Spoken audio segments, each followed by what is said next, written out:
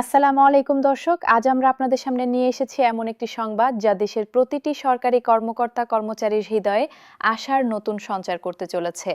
নবম জাতীয় pay scale. এই চারটি শব্দ এখন প্রতিটি সরকারি অফিসে, প্রতিটি চা স্টলে, প্রতিটি পরিবারে আলোচনার কেন্দ্রবিন্দু। কিন্তু আসলে কি হতে চলেছে, কবে আসছে এই দীর্ঘ প্রতীক্ষিত পে স্কেল? আজকের এই প্রতিবেদনে আমরা জানাবো সেই সব তথ্য যা আপনার জানা অত্যন্ত জরুরি।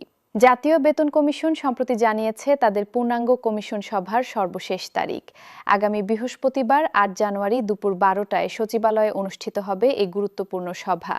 আপনি হয়তো ভাবছেন আরেকটা সভা, আরেকটা তারিখ, কিন্তু না, এবারের সভা ভিন্ন। কমিশনের একজন সদস্য গোপনীয়তার শর্তে আমাদের জানিয়েছেন এই সভায় আসতে পারে সেই চূড়ান্ত সিদ্ধান্ত যার জন্য অপেক্ষা করছে পুরো দেশ। এখন প্রশ্ন হলো, এত দেরি কেন হচ্ছে? কেন এখনো চূড়ান্ত সুপারিশ জমা দেওয়া হয়নি সরকারের কাছে? এর পেছনে রয়েছে এক জটিল গল্প, রয়েছে বিতর্ক, দ্বিমত এবং ভিন্ন ভিন্ন দর্শন। জাতীয় বেতন কমিশনের সদস্যদের মধ্যে একটি মৌলিক প্রশ্ন নিয়ে চলছে তীব্র আলোচনা। সেই প্রশ্নটি হলো, নবম পে স্কেলে কতটি গ্রেড থাকবে? বর্তমানে বাংলাদেশের সরকারি চাকরিতে ২০টি গ্রেড বিদ্যমান। প্রথম গ্রেড থেকে শুরু করে ২০তম গ্রেড পর্যন্ত বিস্তৃত এই কাঠামো। সচিব থেকে শুরু করে চতুর্থ শ্রেণীর কর্মচারী পর্যন্ত সবাই এই ২০টি গ্রেডের মধ্যে বিভক্ত।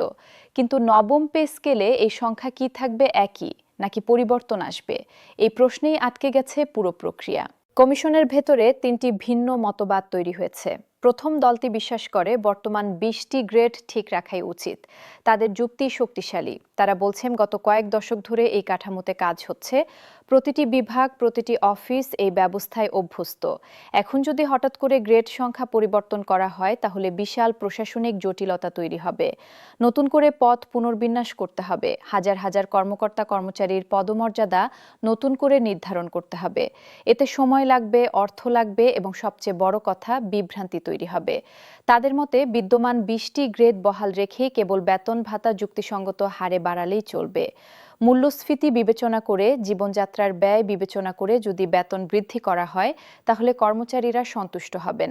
নতুন জটিলতায় যাওয়ার প্রয়োজন নেই। কিন্তু কমিশনের দ্বিতীয় অংশটি এই যুক্তি মানতে রাজি নয়। তারা মনে করছেন ২০টি গ্রেড অতিরিক্ত বেশি। তাদের প্রস্তাব গ্রেড সংখ্যা কমিয়ে ১৬তে নামিয়ে আনা উচিত। তাদের যুক্তিও কিন্তু উপেক্ষা করার মতো নয়। তারা বলছেন অনেক গ্রেড থাকার কারণে অনেক সময় একই ধরনের কাজ করা দুজন কর্মকর্তার মধ্যে শুধুমাত্র গ্রেডের পার্থক্যের কারণে বেতনে বিশাল ব্যবধান তৈরি হয়। এটা ন্যায্য নয়। তারা আরও বলছেন গ্রেড কমলে প্রতিটি গ্রেডের মধ্যে বেতন পরিসীমা বাড়বে, অর্থাৎ একই গ্রেডের মধ্যে থেকেও দক্ষতা ও অভিজ্ঞতার ভিত্তিতে বেতন বৃদ্ধির সুযোগ বেশি থাকবে। পদোন্নতি না পেলেও বার্ষিক ইনক্রিমেন্টের মাধ্যমে কর্মচারীরা ভালো বেতন পেতে পারবেন। তাদের মতে ১৬ গ্রেডের কাঠামো আরও সুষম, আরও বাস্তবসম্মত হবে। এদিকে তৃতীয় একটি দল এসেছে আরও সাহসী প্রস্তাব নিয়ে। তারা চাইছেন গ্রেড সংখ্যা আরও কমিয়ে মাত্র ১৪টি করতে। তাদের যুক্তি শুনলে আপনি অবাক হবেন। তারা বলছেন বাংলাদেশের সরকারি চাকরিতে বেতন বৈষম্য একটি বড় সমস্যা। একই অফিসে একই ধরনের কাজ করে একজন পাচ্ছেন ২৫,০০০ টাকা, আরেকজন পাচ্ছেন ৫০,০০০ টাকা, শুধুমাত্র গ্রেডের পার্থক্যের কারণে। এই বৈষম্য দূর করার সবচেয়ে কার্যকর উপায় হলো গ্রেড সংখ্যা কমিয়ে আনা। তাদের গবেষণা অনুযায়ী বিশ্বের অনেক উন্নত দেশে সরকারি চাকরিতে ১০ থেকে ১৫টির বেশি গ্রেড নেই, তারা সফলভাবে চলছে। তাহলে বাংলাদেশে কেন ২০টি গ্রেড লাগবে? গ্রেড কমলে বেতন কাঠামো আরও সহজ হবে, স্বচ্ছ হবে এবং সবার জন্য বোধগম্য হবে। এই তিন দলের মধ্যে বিতর্ক এতটাই তীব্র যে কমিশন এখনো একটি ঐক্যমতে পৌঁছাতে পারেনি। আর এই কারণেই বারবার সভা স্থগিত হচ্ছে, বারবার নতুন তারিখ ঘোষণা করা হচ্ছে। কিন্তু ৮ জানুয়ারির সভা হবে চূড়ান্ত।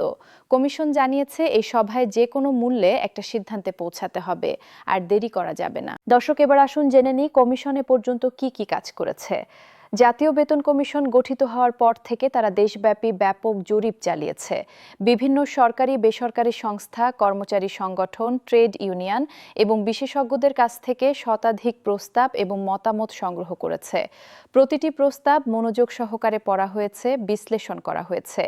কমিশন বিভিন্ন দেশের পে স্কেল ব্যবস্থা নিয়েও গবেষণা করেছে।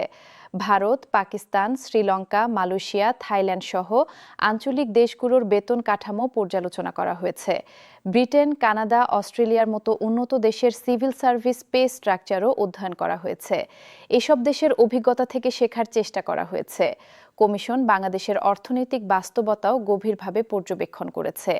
গত 5 বছরে মূল্যস্ফীতির হার কত ছিল, মূল খাদ্যপণ্য, শিক্ষা, স্বাস্থ্য, আবাসন খাতে খরচ কিভাবে বেড়েছে, একজন সরকারি কর্মচারীর পরিবার চালাতে এখন মাসে ন্যূনতম কত টাকা দরকার, এসব প্রশ্নের উত্তর খুঁজেছে কমিশন।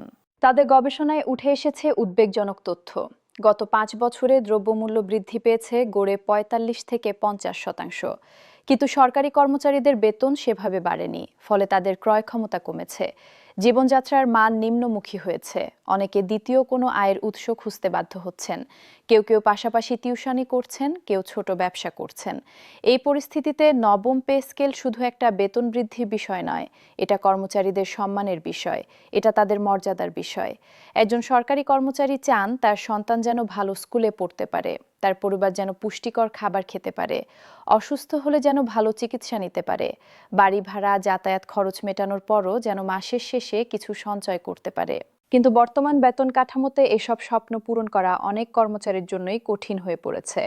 বিশেষ করে নিম্ন ও মধ্যম গ্রেডের কর্মচারীদের অবস্থা খুবই করুণ। একজন দশম গ্রেডের কর্মচারী যিনি পান মাত্র 18 থেকে 20 হাজার টাকা বেতন, তিনি ঢাকা শহরে কিভাবে সংসার চালাবেন? বাড়ি ভাড়াই তো 15,000 টাকা, বাকি থাকে মাত্র 3 থেকে 5 হাজার টাকা। এই টাকায় খাবার, যাতায়াত, সন্তানের পড়াশোনা কিভাবে চলবে? এই বাস্তবতা জাতীয় বেতন কমিশনের সামনে স্পষ্ট। তারা জানেন শুধু 5 বা 10% বেতন বৃদ্ধি দিয়ে কাজ হবে না, দরকার উল্লেখযোগ্য বৃদ্ধি, দরকার কাঠামোগত পরিবর্তন, দরকার এমন একটা ব্যবস্থা যেখানে প্রতিটি কর্মচারী অন্তত একটা সম্মানজনক জীবনযাপন করতে পারবেন। কিন্তু সমস্যা হলো সরকারের আর্থিক সক্ষমতা।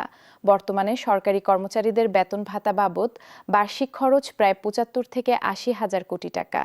যদি গড়ে 50% বেতন বৃদ্ধি করা হয়, তাহলে বাড়তি খরচ হবে প্রায় 35 থেকে 40 হাজার কোটি টাকা। এই বিশাল অর্থ কোথা থেকে আসবে? সরকারকে হয় রাজস্ব আয় বাড়াতে হবে অথবা অন্য খাতের বাজেট কমাতে হবে। রাজস্ব আয় বাড়ানো মানে কর বাড়ানো, কিন্তু কর বাড়ালে জনগণের উপর চাপ পড়বে। অন্য খাতের বাজেট কমানো মানে উন্নয়ন কর্মকাণ্ড কমে যাওয়া, এটাও কাঙ্ক্ষিত নয়। তাহলে সমাধান কি? কমিশন খুঁজছে মধ্যপন্থা, এমন একটা ফর্মুলা যেখানে কর্মচারীরা সন্তুষ্ট হবেন, আবার সরকারের আর্থিক সক্ষমতাও অতিক্রম করবে না। এই ভারসাম্য খুঁজে পাওয়াই এখন সবচেয়ে বড় চ্যালেঞ্জ। আর 8 জানুয়ারির সভায় এই ভারসাম্যের সূত্র খুঁজে বের করার চেষ্টাটা করা হবে। কমিশন জানিয়েছে তাদের প্রতিবেদন লেখার কাজ প্রায় শেষ পর্যায়ে, শুধু কয়েকটি মূল বিষয়ে সিদ্ধান্ত বাকি। গ্রেড সংখ্যা ছাড়াও ভাতা বোনাসের বিষয়টিও গুরুত্বপূর্ণ। বর্তমানে সরকারি কর্মচারীরা বিভিন্ন ধরনের ভাতা পান, বাড়ি ভাড়া ভাতা, চিকিৎসা ভাতা, যাতায়াত ভাতা, উৎসব ভাতা ইত্যাদি। এসব ভাতা কত শতাংশ বৃদ্ধি করা হবে সেটাও ঠিক করতে হবে। অনেক কর্মচারী সংগঠন দাবি করছে বাড়ি ভাড়া ভাতা মূল বেতনের 50% করা হোক। বর্তমানে অধিকাংশ গ্রেডে এটা মূল বেতনের 25 থেকে 30%। ঢাকা সহ বড় শহরগুলোতে বাড়ি ভাড়া যেভাবে বেড়েছে সেই তুলনায় বাড়ি ভাড়া ভাতা অপ্রতুল। একইভাবে চিকিৎসা ভাতাও বাড়ানোর দাবি রয়েছে। চিকিৎসা ব্যয় এখন আকাশ ছোঁয়া, একটা সাধারণ অসুখেও হাজার হাজার টাকা খরচ হয়ে যায়। কমিশন এসব দাবি বিবেচনা করছে, তবে সব দাবি মেনে নেওয়া সম্ভব হবে কিনা সেটা নির্ভর করবে আর্থিক সক্ষমতার উপর। কমিশনের লক্ষ্য একটা বাস্তবসম্মত, যুক্তিসঙ্গত এবং সর্বোপরি টেকসই পে স্কেল তৈরি করা।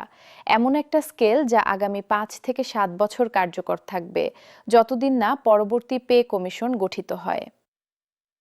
দর্শক, 8 জানুয়ারির সভা শেষ হলেই কিন্তু সব শেষ হয়ে যাবে না।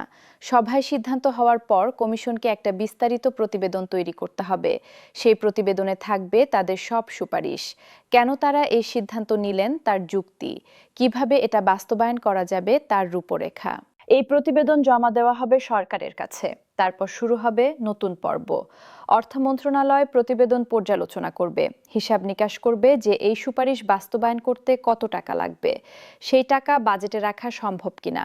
তারপর প্রতিবেদন যাবে মন্ত্রিসভায়, মন্ত্রিসভায় অনুমোদিত হলে আসবে জাতীয় সংসদে, সংসদে পাশ হলে তবেই এটা আইনে পরিণত হবে। এরপর গেজেট প্রকাশ করা হবে। পুরো এই প্রক্রিয়ায় সময় লাগতে পারে 3 থেকে 6 মাস। অর্থাৎ 8 জানুয়ারিতে সিদ্ধান্ত হলেও বাস্তবে নবম পে স্কেল কার্যকর হতে পারে এই বছরের মাঝামাঝি বা শেষের দিকে। তবে আশার কথা হলো পে স্কেল সাধারণত পূর্ববর্তী তারিখ থেকে কার্যকর করা হয়, অর্থাৎ ধরুন জুলাই মাসে গেজেট হলো, কিন্তু কার্যকর করা হবে জানুয়ারি থেকে। তাহলে জানুয়ারি থেকে জুন পর্যন্ত বকেয়া বেতনও পাবেন কর্মচারীরা। এখন প্রশ্ন আসতে পারে, নবম পে স্কেল বাস্তবায়িত হলে সত্যিই কি কর্মচারীদের জীবনমান উন্নত হবে? ইতিহাস বলে প্রতিটি নতুন পে স্কেল প্রথম দিকে স্বস্তি দিলেও ২-৩ বছরের মধ্যেই আবার একই অবস্থা ফিরে আসে। কারণ বেতন বাড়লে বাজারও উত্তপ্ত হয়, দ্রব্যমূল্য বাড়ে, ফলে বাড়তি বেতনের সুবিধা কমে যায়। এই সমস্যা সমাধানের জন্য বিশেষজ্ঞরা বলছেন, শুধু বেতন বৃদ্ধি নয়, দরকার সামগ্রিক অর্থনৈতিক ব্যবস্থাপনা। মূল্যস্ফীতি নিয়ন্ত্রণ করতে হবে, বাজার তদারকি জোরদার করতে হবে, কৃত্রিম সংকট তৈরি করে দাম বাড়ানো রোধ করতে হবে। তবে নবম পে স্কেলের সুফল দীর্ঘমেয়াদে ভোগ করতে পারবেন কর্মচারীরা। দর্শক, যমুনা টিভি ৮ জানুয়ারির পূর্ণাঙ্গ কমিশন সভার খবর আপনাদের কাছে পৌঁছে দেবে সবার আগে। সভা চলাকালীন যে কোনো গুরুত্বপূর্ণ সিদ্ধান্ত নেওয়া হলে তা আমরা সঙ্গে সঙ্গে আপনাদের জানাবো। নবম পে স্কেল সংক্রান্ত প্রতিটি খবর, প্রতিটি বিশ্লেষণ, প্রতিটি আপডেট পেতে থাকুন যমুনা টিভির সঙ্গে। সত্য প্রকাশে আমরা প্রতিশ্রুতিবদ্ধ। লাখ লাখ সরকারি কর্মচারীর চোখে এখন স্বপ্ন। ১ জানুয়ারি তাদের জন্য একটি ঐতিহাসিক দিন হতে পারে। সেই দিন হয়তো নির্ধারিত হবে তাদের আগামীর পথ। আমরা সবাই অপেক্ষায় আছি। আশা করছি যে সিদ্ধান্ত আসবে তা হবে ন্যায্য, হবে যুক্তিসঙ্গত, হবে সবার জন্য কল্যাণকর। এই ছিল আজকের বিশেষ প্রতিবেদন নবম জাতীয় পে স্কেল নিয়ে। যমুনা টিভির পক্ষ থেকে আমি আপনাদের ধন্যবাদ জানাচ্ছি। আল্লাহ হাফেজ।